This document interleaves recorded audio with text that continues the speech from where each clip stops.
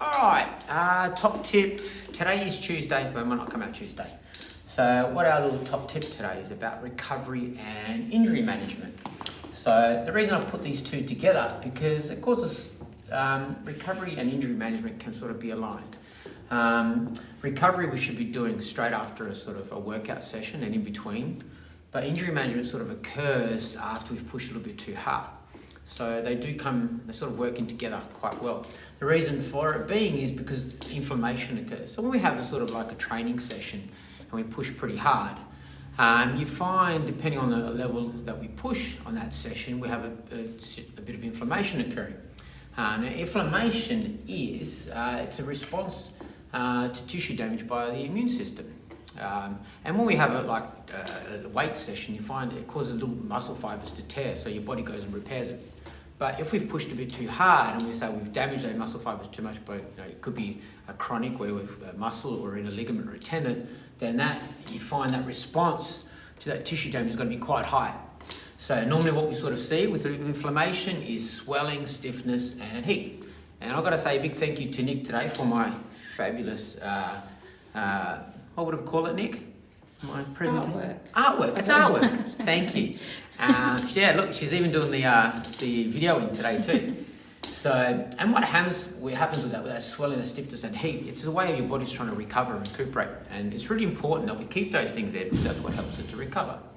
And usually one of the things you might find is you have something where, especially after had a hard session or a training session, we get our DOMS, so delayed onset muscle soreness. If you ever wonder what that was, it's not a guy that works somewhere, not Dom. Okay, it's not his fault. I've tried to break this down to be as easy as possible into 4 main points of recovery and also in injury management. So some of these will come into injury management. So the first one is hydration. Now our bodies are made of 70% of water. Okay, they regulate your body temp, maintain blood volume. So it's really important that we have that water hydration afterwards, especially after a good training session. And it's also going to help with our inflammation because, if a body's made up of water, fluid is part of the lymphatic system, so it's going to help to drain away all those bad things that are occurring and all the damage that has occurred in those cells. The other bit that we look up towards is sleep. And this is one we take a little bit sometimes not for granted. So we need to be getting enough adequate rest and sleep. And if you're not, things increase. So if you're not getting enough sleep, you increase the amount of cortisol in your body. Your testosterone levels will start to drop. Growth hormone will drop. And then also things like postural control and balance. Now, these things are really important if we're trying to push ourselves and again come back to that training session.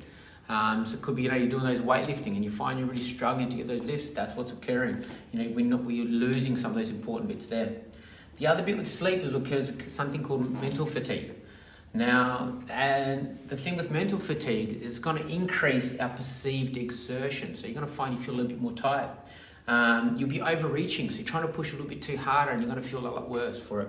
It's also going to things like decrease your endurance.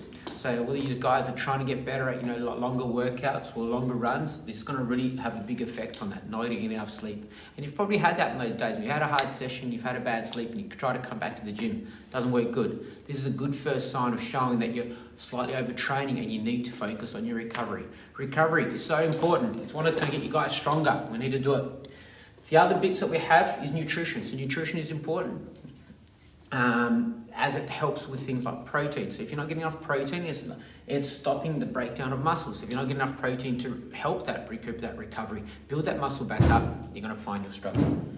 The other things to do is also we make sure things like your microvitamins like magnesium, which is sort of important. That helps to sort of regulate your neurological system. It helps the firing of things, helps you sleep as well. Okay, going back to sleep.